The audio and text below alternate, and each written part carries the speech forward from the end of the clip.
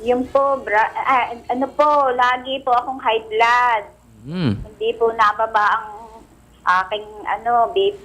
Opo. Ay, may iniinom naman po akong losartan. Tapos po, ito pong napakatagal ko pong dinadamdam na ito aking tiyan. Hanggang sa din po sa bayawang po. Natubo po yung bayawang pong Tapos, panginginig po ng mga paa ko. Naninigas po itong kaliwa pong para sa sikmura. Tapos, yung dilim na ang tingin ko. Parang magkukulaps po. O, ganun po Kaya ba? po, okay, hindi makaisa ng paglalakad sa O, sige po, Nay. Nandyan po kagad ang ating Dr. Nay, si Doc Bong. Doc? Nay, mukhang kailangan ka lang pa-ospital sa dami ng binanggit. Anyway, hindi, Nanay Corazon, ganito, no? Kayo po ay 65 anyos na, no? Siguro po sa haba po ng inyong karanasan o sa bumuhay ninyo, nagkataon lang siguro na talagang meron kayong alta presyon at an early age, no? Nagkataon din na hindi siguro tumutugma o hiyang sa inyo yung inyong gamot. Kung losartan lang sa inyong gamot, sa inyong 180/100 na BP na pinakita sa monitor, hindi po talaga uubra yung losartan lang. Ito po ay isang klase ng gamot, ARB ang tawag natin dyan. Kung ganyang kataas ang presyon, pwede nyo doblehin na yung losartan, gawin yung umaga, hapon, yung 50 mg. Pero kasi yung over 100 dun sa inyong BP, delikado rin ho yun, pati na yung 180. Pareho po kasi mataas yung systolic tsaka diastolic ninyo. Which means, kailangan nyo po siguro ng isa pang klase ng gamot. Baka po ang maganda ibigay natin sa inyo yung pampaihi, no?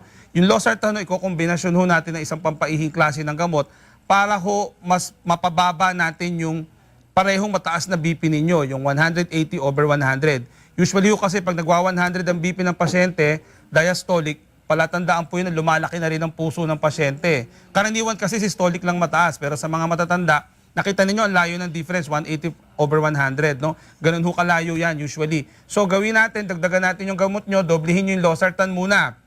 7 to 15 days, umaga, hapon, mag-losartan kayo. Mag-monitor kayo ng BP, hindi lamang tuwing umaga, gawin nyo kahit anong oras. Ideally kasi pag nagagamot kayo sa presyon, dapat ho any time of the day, normal ang BP ninyo o mababa ng BP nyo. 140, 130 systolic will be okay. Huwag masyadong magpababa kasi mahihilo naman kayo masyado. Medyo may edad na rin, medyo kailangan natin ng medyo konting elevation sa blood pressure. Ngayon, yung mga nabanggit naman ninyo sa inyong pangangatawan, medyo marami kayong sumasakit, ano? Una nating isipin dyan, rayuma. Kasi yung binanggit ninyo sa may sikmura, sa may gilid ng balakang, dito sa kaliwa, no? Sa edad po ninyo, candidate na kayo na magkaroon ng rayuma. 50 years old and above, ang mga babae kasi pwede nang magkaroon ng degenerative osteoarthritis.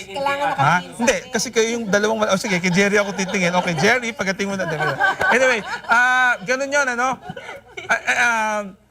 Magpatingin tayo. Basically, kung degenerative osteoarthritis, siyempre, yan po ay isang sakit ng pag-iedad.